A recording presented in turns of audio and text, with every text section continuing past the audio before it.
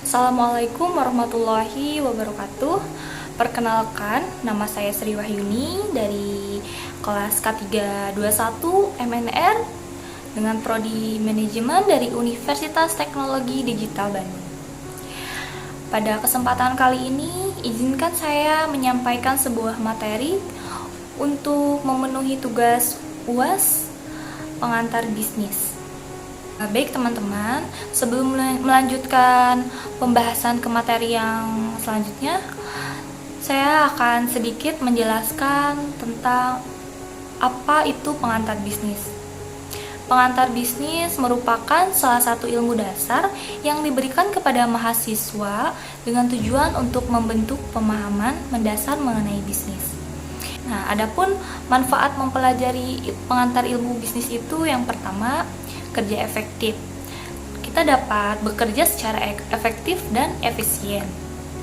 Kalau dalam dunia bisnis sering disebut dengan lean atau ramping, artinya bisa bekerja dengan benar dan berlari dengan cepat. Lalu yang selanjutnya problem solvers, membangun diri dan melatih kemampuan kita untuk melihat, menganalisis, menyelesaikan masalah, mengambil keputusan yang benar tentang berbagai aktivitas dan objek bisnis. Secara umum, kita juga mempelajari tentang manajemen bisnis. Berarti kegiatan perencanaan, pengerjaan, dan pengawasan ada sebuah bisnis atau usaha. Seluruh aktivitas tersebut bertujuan agar dapat mencapai target.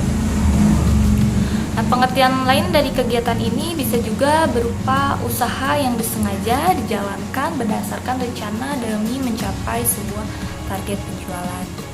Selanjutnya ada tentang fungsi manajemen bisnis. Melalui proses perencanaan, pengorganisasian, pengarahan, dan pengawasan usaha yang ada di sebuah perusahaan, maka tujuan yang ingin dicapai juga terpengaruhi. Berikut ini ada beberapa fungsi dari manajemen bisnis. Yang pertama ada planning. Planning atau fungsi pertama dari manajemen bisnis yaitu planning. Sebelum membangun sebuah usaha, tentunya dibutuhkan sebuah perencanaan usaha seperti pemasaran, promosi produk yang dijual, pembukuan, keuangan, dan dokumentasi, arsip, dan lainnya. Planning ini harus didokumentasikan dengan baik karena akan jadi patokan aktivitas usaha nantinya. Lalu yang selanjutnya ada organizing. Ini kaitannya dengan sumber daya manusia alias pekerja. Setelah planning dibuat, langkah selanjutnya yaitu membuat kelompok kerja. Kelompok kerja ini berisi orang-orang yang diberi tugas dengan porsi sama, seperti misalnya tim administrasi, pemasaran, lapangan, dan lain sebagainya.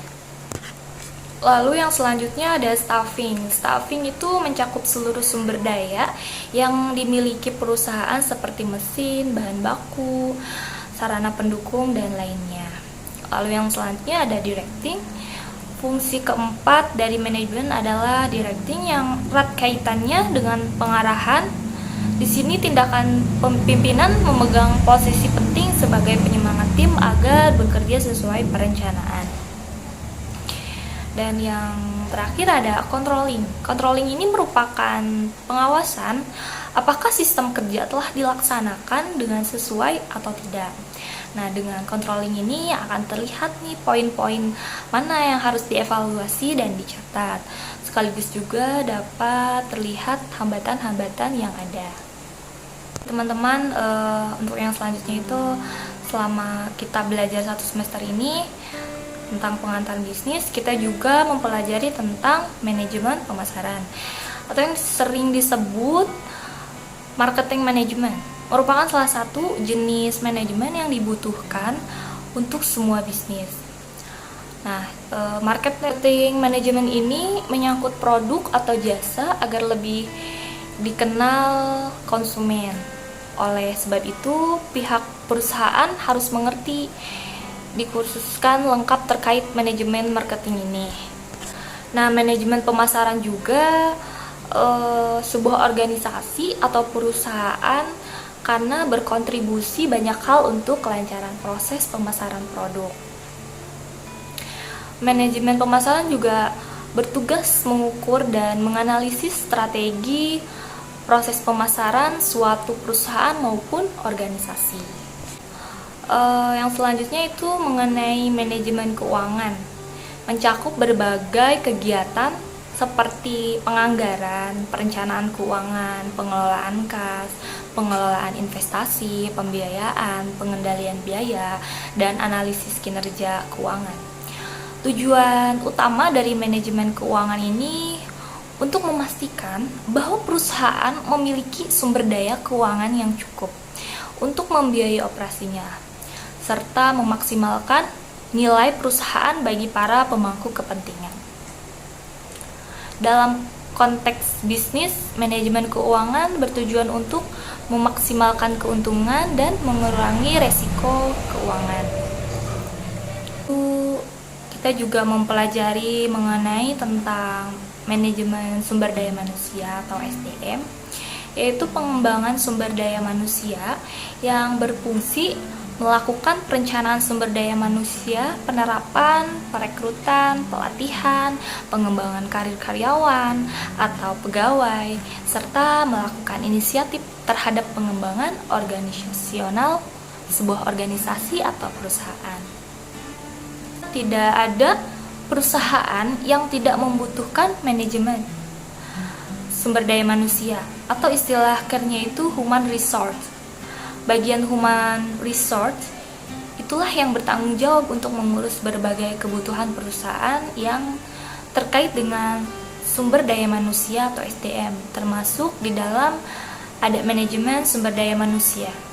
Nah, sehingga kegiatan atau pekerjaan berjalan dengan lancar dan lebih efisien. Adapun tujuan sumber daya manusia itu pada masing-masing perusahaan bersifat variatif. Sistem manajemen sumber daya manusia juga dapat menjadi sumber kapabilitas perusahaan yang memungkinkan perusahaan untuk terus belajar, memperagakan peluang baru. Nah, tidak hanya itu, tujuan selanjutnya itu adalah menerapkan dan menjaga semua kebijakan dan prosedur sumber daya manusia yang memungkinkan perusahaan untuk mencapai tujuannya.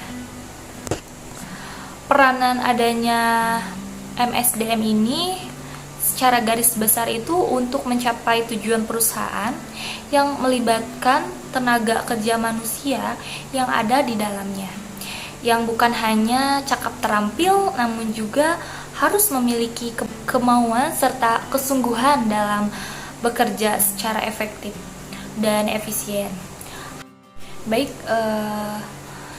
dari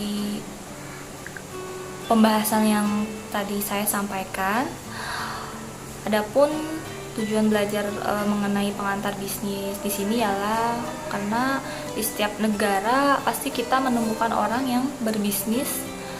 Karena zaman sekarang itu kan zaman orang yang menjalani bisnis, apalagi di Indonesia banyak perusahaan-perusahaan besar yang bersaing kepada perusahaan lain untuk menawarkan produk, barang atau jasa kepada konsumen dengan harga yang relatif murah dan berkualitas. Nah, maka dari itu kita juga harus bisa mengerti bisnis. Tanpa mengerti bisnis, kita akan ketinggalan oleh orang lain. Dalam bisnis juga kita dapat mendapatkan manfaat seperti waktu, planning, mengambil keputusan, dan lain-lain. Karena setiap orang yang berbisnis harus mampu memadukan 4 macam sumber daya, yaitu sumber daya materi, sumber daya manusia, sumber daya keuangan, sumber daya informasi. Maka dari itu, mari kita belajar berbisnis, karena itu sangat penting sekali bagi kita.